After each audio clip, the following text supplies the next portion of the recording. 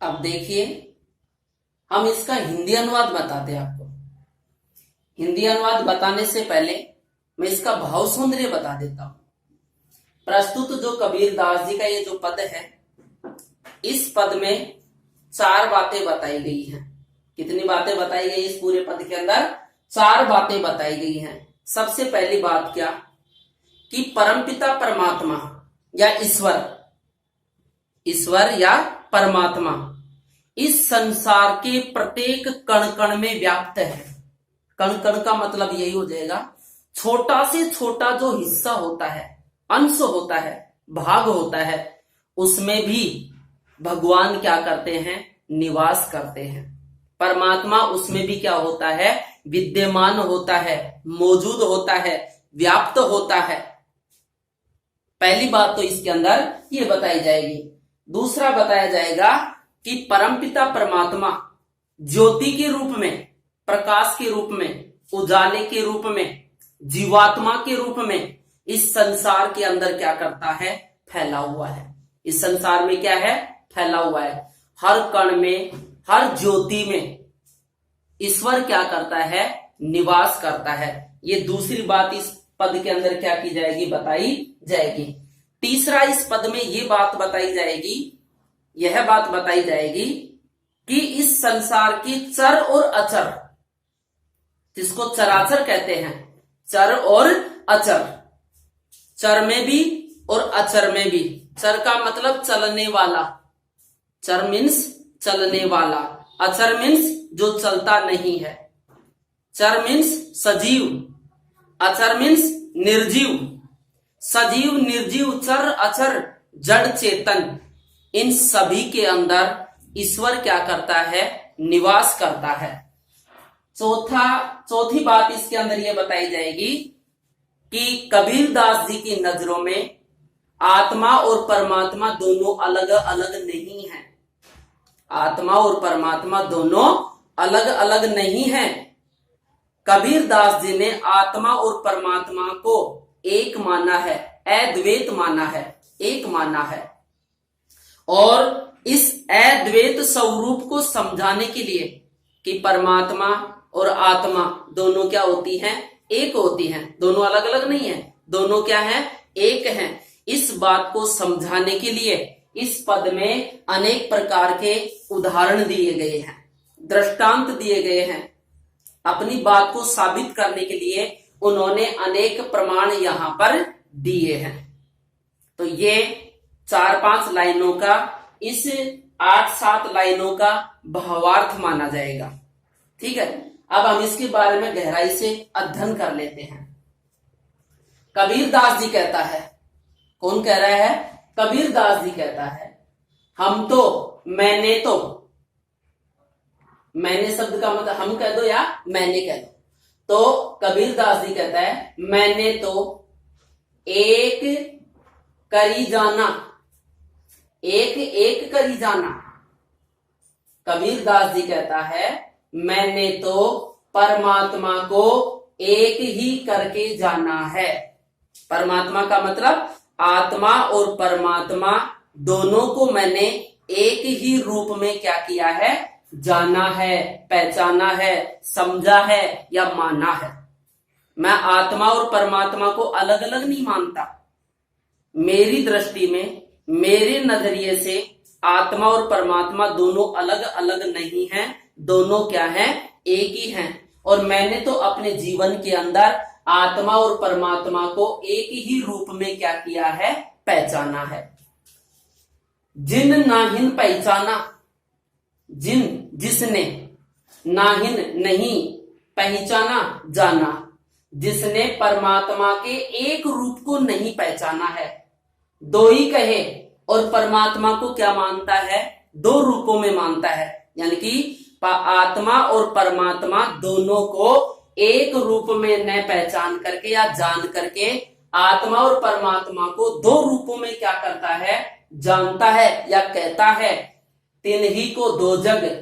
कबीर दास जी कहते हैं कि मेरी दृष्टि में ऐसे व्यक्ति को या उस व्यक्ति को नरक की प्राप्ति हो, नरक में वास मिले उसको।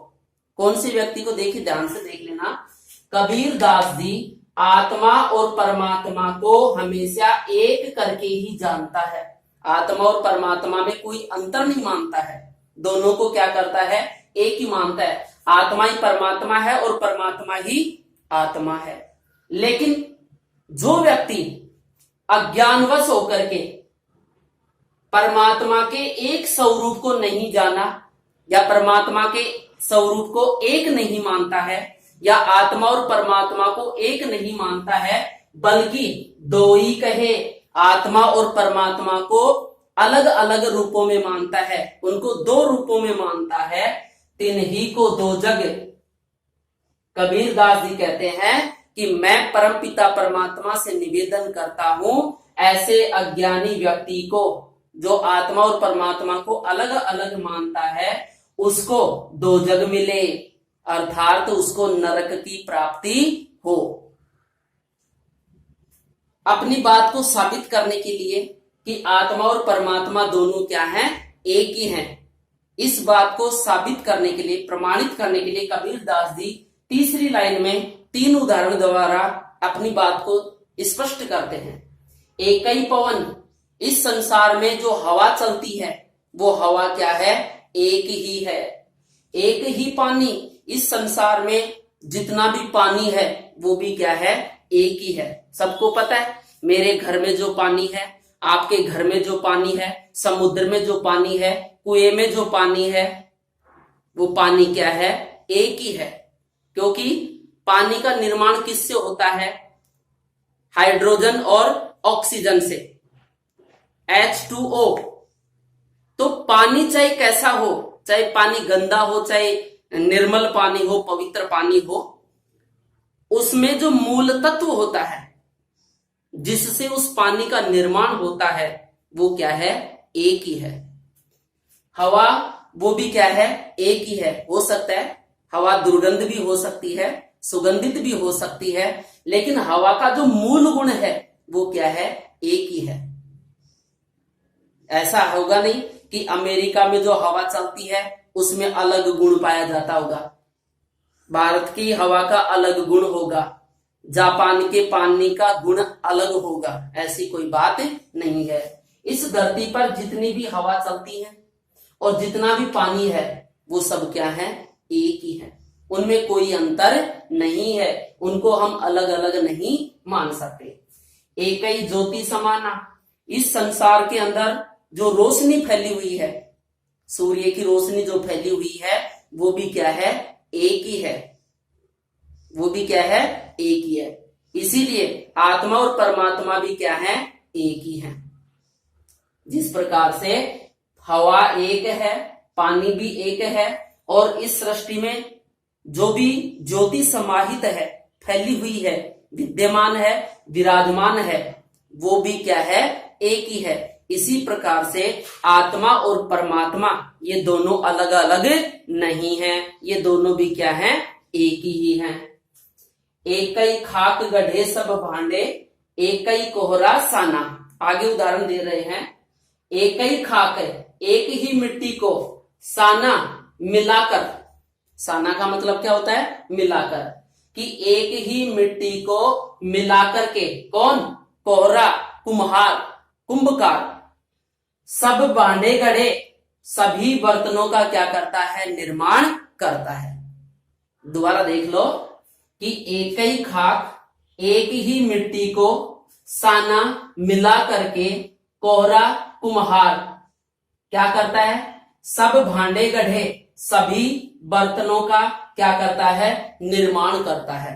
कुम्हार को देखा होगा, कुम्हार चाक के ऊपर मिट्टी की क्या बनाता है? बर्तन बनाता है। और जिन बर्तनों का वो निर्माण करता है वो मिट्टी क्या होती है? एक ही होती है। उस पूरी मिट्टी को एक जगह क्या कर दिया जाता है? मिला दिया जाता है। फिर वो कुम्हार उस मिट्टी से अलग अलग तरीके के, अलग अलग रूप के, अलग अलग आकार के, अलग अलग डिजाइन के, बनावट के आधार पर बर्तनों का क्या करता है? निर्माण करता है। लेकिन बर्तन भले ही अलग अलग हो, बर्तनों की डिजाइन भले ही अलग हो, बर्तनों का रूप रंग आकार भले ही क्या हो? अलग अलग हो, लेकिन उन सब बर्तनों का निर्माण किससे हुआ है? एक ही मिट्टी से। छोटा बर्तन है, बड़ा बर्तन है, जो भी है, उन सब में मिट्टी का एक ही गुण पाया जाता है। इसी प्रकार से देखो, मैंने दो दो यहां पर लिखे थे। भांडे का दूसरा अर्थ लगाएंगे किससे? जीवात्मा से। और कोहरा का दूसरा अर्थ लगाएंगे किससे? परमात्मा से। उसी प्रकार से परमात्मा ने भी अनेक प्रकार की जीवात्माओं का निर्माण किया है। जिस प्रकार से कुम्हार एक ही मिट्टी से अलग अलग प्रकार के क्या बनाता है? मिट्टी के घड़े बनाता है, बर्तन बनाता है, लेकिन उनमें मिट्टी भी एक ही होती है और उन बर्तनों को बनाने वाला भी कौन होता है? एक ही होता है। इसी प्रकार से परमात्मा भी अलग अलग जीवात्माओं की क्या करता है? सृष्टि करता है, रचना करता है। अब परमात्मा अलग अलग जीवों की क्या करता है? सृष्टि करता है, रचना करता है। तो जीव है ना, वो अलग अलग हो सकते हैं, लेकिन उन जीवों में जो आत्मा है वो सब क्या है? एक है। मेरे शरीर में जो आत्मा है, आपके शरीर में जो आत्मा है, उनके शरीर में जो आत्मा है, इनके शरीर में जो आत्मा है, इस जीव में जो आत्मा है, वो आत्मा क्या है? एक है। शरीर अलग अलग हो सकता है, किसी का छोटा हो सकता है, किसी का बड़ा हो सकता है। रूप रंग के आधार पर जीव अलग अलग हो सकता है। कोई गोरा हो सकता है, कोई काला हो सकता है, कोई बोना हो सकता है, कोई पतला हो सकता है, लेकिन उन सब के अंदर जो जीव है, आत्मा है, वो क्या है? एक है। और सबको पता है हमारा ये जो शरीर है वो पंच भौतिक तत्वों से बना हुआ है। उस परमपिता परमात्मा ने हमारे इस शरीर का निर्माण 5 भौतिक पदार्थों से किया है। मेरा शरीर भी, आपका शरीर भी, किसी भी जीव का शरीर आप ले लो, उन सभी जीव जंतुओं का शरीर का निर्माण 5 भौतिक पदार्थों से ही हुआ है। 5 भौतिक पदार्थ कौन कौन से होते हैं? हवा, जल, अग्नि, धरती और आकाश। 5 भौतिक पदार्थ कौन कौन से होते हैं? जल, वायु, अग्नि, धरती और आकाश। धरती का अर्थ मिट्टी से लगाएंगे और आकाश का अर्थ तेज से लगाएंगे। सूर्य का जो तेज है, रोशनी है। इन 5 भौतिक तत्वों से प्रत्येक जीव जंतु का क्या हुआ है? निर्माण हुआ है। उस परमपिता परमात्मा ने इन्हीं 5 भौतिक पदार्थों के मेल से जीवात्मा का निर्माण किया है। और हर जीवात्मा के अंदर जो जीव होता है, आत्मा होती है, वो क्या होती है? एक होती है। तो जैसे कुम्हार एक ही मिट्टी को मिला करके अलग अलग बर्तनों का निर्माण करता है, भले ही वो बर्तन अलग अलग हो, लेकिन उन बर्तनों का निर्माण एक ही मिट्टी से हुआ है। और उन सभी बर्तनों को बनाने वाला जो है वो भी क्या है? एक ही कुम्हार है। इसी प्रकार से हम जैसी जीवात्माओं का निर्माण भी उस परमपिता परमात्मा के, एक ही परमपिता परमात्मा के द्वारा किया गया है। और हम सभी जीवों का निर्माण इन 5 भौतिक पदार्थों के माध्यम से ही हुआ है। तो हम सब एक हैं। और बनाने वाला कौन है? हम सब किसके अंश हैं? परमात्मा के। तो आत्मा और परमात्मा कभी भी क्या नहीं हो सकते हैं? अलग नहीं हो सकते हैं। आत्मा और परमात्मा दोनों क्या हैं? एक हैं। और कबीर दास जी ने आत्मा और परमात्मा के एक स्वरूप को ही क्या किया है? माना है, अपनाया है। और जो व्यक्ति अज्ञानवश आत्मा और परमात्मा को अलग अलग मानता है, कबीर दास जी की यही दुआ है, ऐसे व्यक्ति को क्या प्राप्त हो? दोजग, नरक की क्या हो? उसको प्राप्ति हो। आगे देखिए, जैसे बाढ़ी काष्ट ही काटे, अग्नि न काटे कोई। जिस प्रकार से बाढ़ी, बढ़ई, लकड़ी का काम करने वाला, काष्ट ही काटे, लकड़ी को छोटे छोटे टुकड़ों में क्या कर सकता है? काट सकता है। बढ़ई के पास उपकरण होते हैं, औजार होते हैं। उन उपकरणों के माध्यम से, औजारों के द्वारा वह बड़ी लकड़ी को काट काट करके छोटे से छोटे हिस्से में क्या कर सकता है? वो बांट सकता है, लेकिन या काट सकता है। लेकिन अग्नि न काटे कोई, लेकिन उस लकड़ी में एक गुण पाया जाता है। और वो गुण कौन सा होता है? अग्नि, आग। लकड़ी में आग नाम का एक गुण पाया जाता है। कितना ही बड़ा बाड़ी क्यों ना हो, वो लकड़ी को जरूर काट सकता है, लेकिन लकड़ी में विद्यमान अग्नि को कभी क्या नहीं कर सकता है, काट नहीं सकता है। यदि लकड़ी का इतना छोटा सा भी टुकड़ा यदि हम करेंगे, उसमें भी अग्नि होती है, क्योंकि लकड़ी का स्वभाव यही है, लकड़ी का गुण यही है। लकड़ी है तो वो जलेगी, लकड़ी है तो वो जलेगी, और जलने वाला उसका गुण लकड़ी से कभी कोई अलग नहीं कर सका है। क्यों? क्योंकि लकड़ी और अग्नि दोनों क्या है, एक है। लकड़ी के बिना अग्नि नहीं, अग्नि के बिना क्या नहीं है, लकड़ी नहीं है। दोनों क्या है, एक ही है।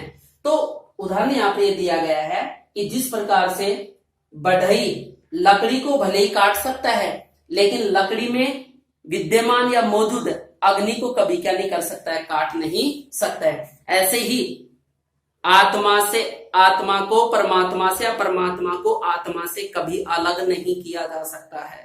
दोनों क्या है, एक है। जैसे लकड़ी से अग्नि को अलग नहीं कर सकते, दोनों का गहरा संबंध है, एक है। इसी प्रकार से आत्मा और परमात्मा को दोनों को अलग नहीं किया जा सकता है, दोनों क्या है, एक है। ठीक है। सब घटी अंतर तू ही व्यापक धरे स्वरूपे सोई। कबीर दास जी कहते हैं, हे परमपिता परमात्मा, तुम अपने स्वरूप को, स्वरूपे का मतलब स्वरूप, रूप रंग आकार, आपका जो भी रूप रंग आकार है, सब घटी अंतर तू ही व्यापक, सभी जीव जंतुओं के हृदय में। घटी का मतलब होता है हृदय, अंतरी का मतलब होता है कि भीतर, तू ही का मतलब परमात्मा, और व्यापक यानी विद्यमान होना, मौजूद होना। कि तुम अपने स्वरूप को या रूप रंग आकार को प्रत्येक जीव के हृदय के अंदर तुम क्या करते हो, विद्यमान रहते हो। अब इसका अर्थ ऐसे चलेगा कि कबीर दास जी कहते हैं कि परमपिता परमात्मा, तू ही परमपिता परमात्मा अपने स्वरूप को लेकर के प्रत्येक व्यक्ति के घट में, घटी में, हृदय में क्या करता है, निवास करता है। यानी कि परमात्मा का स्वरूप हर व्यक्ति के घट में, हर व्यक्ति के मन में, हर व्यक्ति के हृदय में, हर व्यक्ति के शरीर में क्या करता है, निवास करता है। माया देख के जगत लुभाना, काहे रे नर दरबाना। कबीर दास जी कहते हैं, यह संसार, ये जो संसार है, दुनिया है, वो मायावी है, सांसारिक बंधनों से बंधी हुई है, मायावी है, छल कपट करने वाली है। क्योंकि सबको पता है ये संसार नश्वर है, नाशवान है। एक दिन इस संसार को क्या होना है, नष्ट होना है। क्योंकि इस धरती पर जो आया है, एक दिन उसको क्या करना पड़ेगा, नष्ट होना पड़ेगा। तो माया देखी के जगत लुभाना, लेकिन इंसान गर्वित होकर के, गर्वाना का मतलब होता है गर्वित होकर के, गर्व करके। और कबीर दास जी ऐसे इंसान को समझा भी रहे कि अरे मनुष्य, तू व्यर्थ में क्यों गर्व करता है। किसको देख करके, इस माया से भरे हुए इस संसार को देख करके तुम क्यों व्यर्थ में गर्व किया करते हो। क्योंकि तुम्हें पता होना चाहिए, ये जो संसार है वो एक माया है, जादू है। जैसे माया का, जादू का कोई स्थायी नहीं होता है, माया और जादू कभी स्थायी नहीं होती हैं। जैसे वही सपने वाली बात हो जाएगी, जैसे आंख खुली और सपना क्या हो जाता है, टूट जाता है, खत्म हो जाता है, दिखाई नहीं देता है। सपने में हम जो कुछ देखते हैं वो हमें नजर नहीं आता है। इसी प्रकार से ये संसार भी मोह माया से भरी हुई है, और ऐसी मोह माया से भरी इस सुंदर संसार को देख करके तुम इसके ऊपर क्या हो रहे हो, मोहित हो रहे हो। ऐसी गलती मत करो। अर्थात इस माया से भरे इस संसार को देख करके हमें कभी भी मोहित नहीं होना चाहिए। लेकिन इंसान अज्ञानी है, ना समझ है, नादान है, वह तो इस संसार के इस सुंदर रूप को देख करके मोहित हो जाता है और क्या करने लग जाता है, गर्व करने लग जाता है। इस झूठे संसार के ऊपर, मायावी संसार के ऊपर गर्व करने लग जाता है। इसलिए कबीर दास जी कहते हैं कि अपने गर्व को छोड़ करके माया से रचित इस संसार से कभी मोहित नहीं होना चाहिए। निर्भय भया कछु नहीं व्यापे, कहे कबीर दीवाना। कहे कबीर दीवाना, कबीर दास जी कह रहे हैं। वैरागी का दीवाना का मतलब वैरागी होता है। और वैरागी किसे कहते हैं? जब कोई व्यक्ति सांसारिक जीवन को छोड़ करके आध्यात्मिक जीवन अपना लेता है, कुटुंब परिवार आदि को छोड़ देता है, मोह माया के बंधन को मानता नहीं है और ईश्वर की भक्ति में क्या हो जाता है? लीन हो जाता है। ऐसे व्यक्ति को क्या कहा जाता है? दीवाना या वैरागी। और यहाँ पर ऐसा ही दीवानापन किसके अंदर आ गया है? कबीरदास जी के अंदर आ गया है। तो कबीरदास जी कहते हैं कि निर्भय भया कछु नहीं व्यापे, कि मैं बिल्कुल क्या हो गया हूं? निर्भय हो गया हूं, मैं निडर हो गया हूं। अर्थात अब मुझे कोई क्या नहीं है? डर नहीं है। क्यों नहीं है? क्योंकि कबीरदास जी वैरागी जीवन जी रहे हैं। सांसारिक जीवन, माया, सांसारिक जीवन को अब वो क्या कर रहे हैं? छोड़ रहे हैं, छोड़ दिए हैं। और जो व्यक्ति सांसारिक जीवन को छोड़ देता है और आध्यात्मिक जीवन को अपना लेता है, उस व्यक्ति को इस संसार में किसी भी चीज का क्या नहीं होता है? डर नहीं होता है। वो क्या बन जाता है? निडर बन जाता है। जो डर किसको लगता है? जो सांसारिक जीवन जीता है उसी को क्या लगता है? डर लगता है कि कहीं ये ना हो जाए, कहीं नुकसान ना हो जाए, कोई ये ना हो जाए। इसलिए उस व्यक्ति के मन में क्या भरा रहता है? डर का भाव बना रहता है। लेकिन कबीरदास जी कहते हैं मैं तो वैरागी हूं, मुझे इस सांसारिक दुनिया से कोई लेना देना नहीं है। इसीलिए मैं क्या बन गया हूं? निर्भय बन गया हूं, निडर बन गया हूं। अर्थात अब मुझे कोई डर नहीं है। कछु नहीं व्यापे, अब मेरे शरीर में कोई भी बुराई व्याप्त नहीं है। अब मेरे शरीर में कोई बुरी चीज नहीं है। जो व्यक्ति सांसारिक जीवन को जीता है वह व्यक्ति काम, क्रोध, मद, लोभ, मोह आदि की बुराइयों से क्या रहता है? भरा रहता है। उसका मन, उसकी आत्मा, उसका हृदय अनेक प्रकार की बुराइयों से क्या हो जाती है? भर जाती है। लेकिन कभी कहता है कि मैं तो सांसारिक जीवन जीता ही नहीं, मैं तो आध्यात्मिक जीवन जीता हूं और आध्यात्मिक जीवन जीने के कारण मैं निडर हो गया हूं और मेरे मन में, मेरे शरीर में अब किसी प्रकार की कोई बुराई क्या नहीं है? व्याप्त नहीं है। तो एकदम सटीक आंसर और हिंदी अनुवाद इसका आप आराम से कर